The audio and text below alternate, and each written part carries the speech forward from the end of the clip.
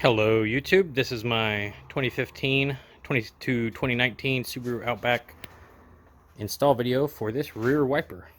If you notice, it's actually coming apart. This is my factory wiper.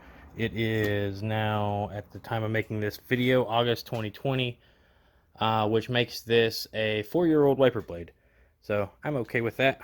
Let's go ahead and show you real quick how to change this. So, open it up and pull it out.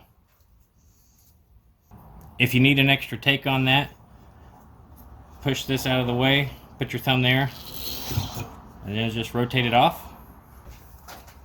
And then to install, push this in, slide it over, and push it all the way up that track. Like that. And then while applying pressure this way, rotate it back on. You're done. One extra thing to know, this is a 14-inch wiper blade. I had some trouble finding this locally, so I actually ordered it online. This is a OEM wiper. I'll leave the part number in the description if it can help anybody out there. Hope it helps. Thanks for watching.